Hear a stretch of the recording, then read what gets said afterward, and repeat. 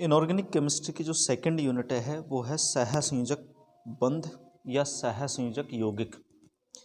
देखिएगा, जिन यौगिकों में सहसंयोजक बंध पाया जाता है उन्हें हम सहसंयोजक यौगिक कहते हैं। यहाँ पर हम सहसंयोजक बंध की व्याख्या करेंगे। जब समान अथवा लगभग समान विद्युत ऋणता वाले कोई अधातु परमाणु एक दूसरे के संपर्क में आते हैं तो उनके मध्य सहसंयोजक बंध का निर्माण होता है।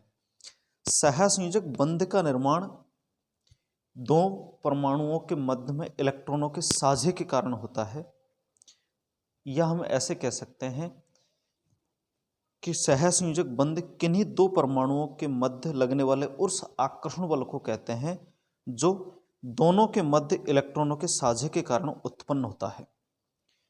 सहसंयोजक बंध को यह नाम लैंगम्यूर नाम के वैज्ञानिक ने दिया। लुईस ने एक इलेक्ट्रॉन युग्म की अवधारणा दी कि सहसंयोजक बंध में एक इलेक्ट्रॉन युग्म होता है, और केकुले नाम के वैज्ञानिक ने छोटी सी रेखा से सहसंयोजक बंध को व्यक्त किया। बंधित परमाणुओं की विद्युत ऋणता के आधार पर सहसंयोजक बंध दो प्रकार के होते हैं, एक तो अध्रुवीय सहसंयोजक बंध और दूसरा होता है ध्रुवीय सहसंयोजक बंध। अध्रुवीय सहसंयोजक बंध समान या लगभग समान विद्युत ऋणता वाले यौगिकों में बनता है, या हम ऐसे कह सकते हैं कि उन परमाणुओं के मध्य में बनता है जिनमें विद्युत ऋणता का अंतर 0.0 से 0.4 का होता है।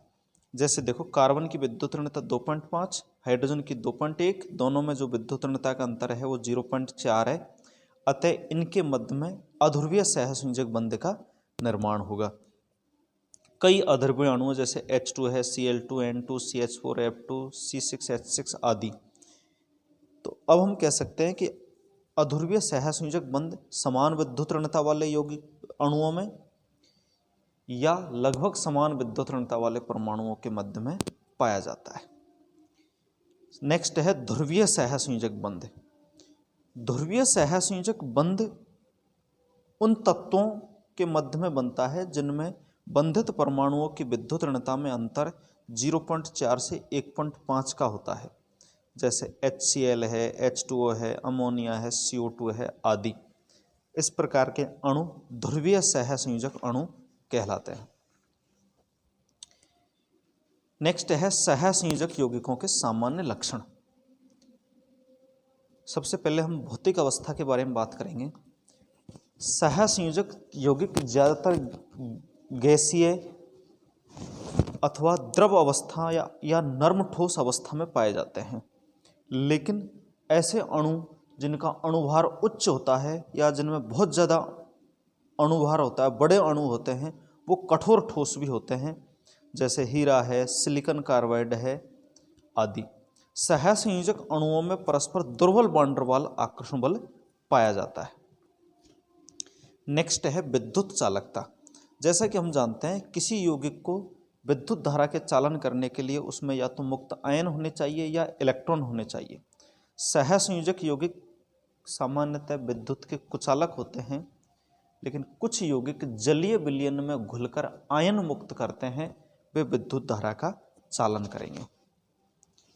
जैसे देखो, HCl को यदि जल में घोला जाए तो H3O+ और Cl- आयन बनते हैं। इसी तरीके से एसिटिक एसिड को यदि जल में घोला जाए तो हाइड्रोनियम आयन और एसीटेट आयन बनते हैं, जिसके कारण ये विद्युत के सुचालक होते हैं। ग्रेफाइट एक इसका अपवाद है जो ठोस अवस्था में भी विद्युत का सुचालक होता है, उसमें विद्युत धारा का चालन होता है। नेक्स्ट है गलनांक व क्वथनांक। जैसा कि हमने अभी अभी पढ़ा है, सहसंयोजक यौगिकों में दुर्बल आकर्षण बल पाए जाने के कारण, दुर्बल वान डेर वाल बल पाए जाने के कारण इनके गलनांक व क्वथनांक के मान कम होते हैं, जो थोड़ी सी ऊर्जा पाकर ये बंध आसानी से टूट जाते हैं। लेकिन वे अणु जिनका आकार बड़ा है, जिनका अणुभार ज़्यादा है, उनमें के गलनांक क्वथनांक उच्च होते हैं, जैसे हीरा है, सिलिकॉन कार्बाइड है, ग्रेफाइट है आदि यौगिक। नेक्स्ट है विलेयता। सहसंयोजक यौगिक विलेयता के सामान्य जो नियम है, समान को घोलता है, उसकी अनुपालना करते हैं। चूँकि सहसंयोजक यौगिक अध्रुवीय होते हैं, अतः ये यौगिक सहसंयोजक विलायकों या अध्रुवीय विलायकों में तो विलेय होते हैं, लेकिन ध्रुवीय विलायक जैसे जल में अविलेय होते हैं, जबकि बेंजीन है, कार्बन टेट्राक्लोराइड है आदि में ये विलेय होते हैं। नेक्स्ट है रासायनिक अभिक्रिया। सहसंयोजक यौगिकों की जो रासायनिक अभिक्रिया है धीमी गति से होती है, क्योंकि इनके बंध आसानी से नहीं टूटते, इनका आयनन आसानी से नहीं होता, अतः इनकी जो अभिक्रिया है वो धीरे धीरे संपन्न होती है। नेक्स्ट है संरचना। देखिएगा, सहसंयोजक यौगिकों की संरचना को हमने 3 भागों में बांटा है। नंबर 1 है आणविक संरचना। आणविक संरचना में गैसीय एवं द्रव सहसंयोजक यौगिकों को रखा है, जिन पर यदि उच्च दाब व निम्न ताप लगाया जाए तो वे ठोस अणुओं में परिवर्तित हो जाते हैं। इन अणुओं के मध्य में दुर्बल वैन डर वाल आकर्षण बल पाया जाता है, अतः ये जो ठोस है वो वाष्पशील तथा मुलायम होते हैं, चूँकि इनमें के मध्य में केवल दुर्बल वैन डर वाल आकर्षण बल है जो थोड़ी सी ऊर्जा पाकर ही टूट जाते हैं।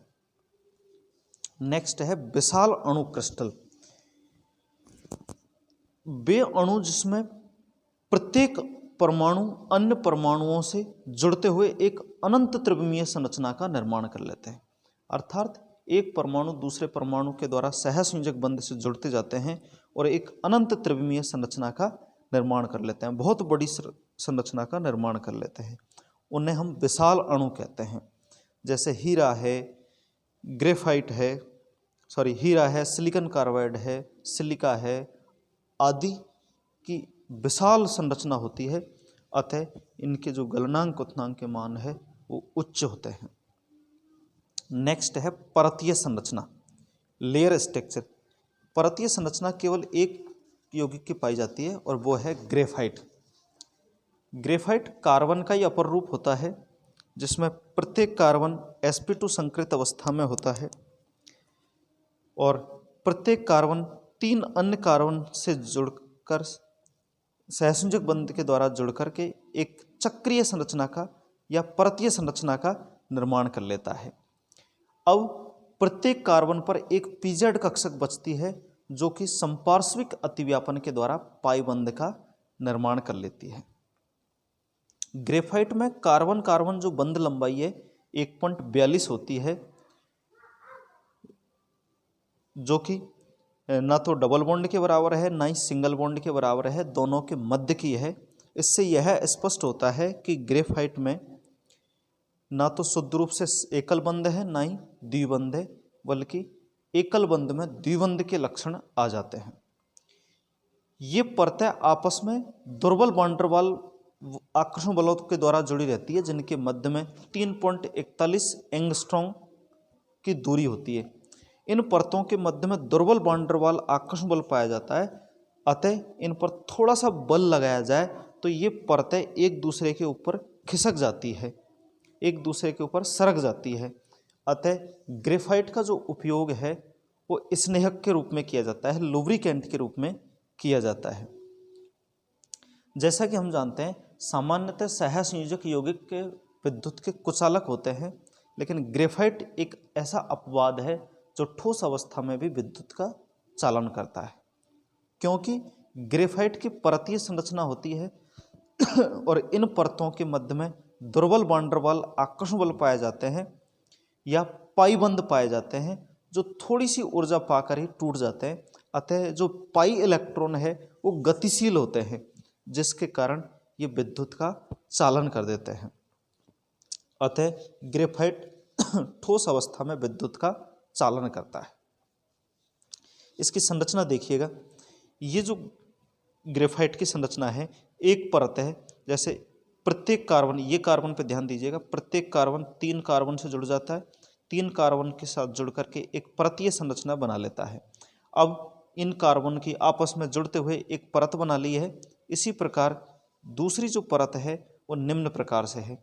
अब यहाँ पर भी प्रत्येक कार्बन अन्य 3 कार्बन से जुड़ करके त्रिविमीय संरचना बनाता है और दोनों परतों के मध्य में दुर्बल वैन डर वाल आकर्षण बल पाए जाते हैं, अतः ये जुड़ी रहती है। जैसे ही इस पर हम थोड़ा सा बल लगाएंगे ये जो वंडरवाल आकर्षण बल है ये टूट जाते हैं, जिससे एक परत दूसरी परत के ऊपर खिसकने लग जाती है। अतः इनका उपयोग स्नेहक के रूप में किया जाता है। Thank you.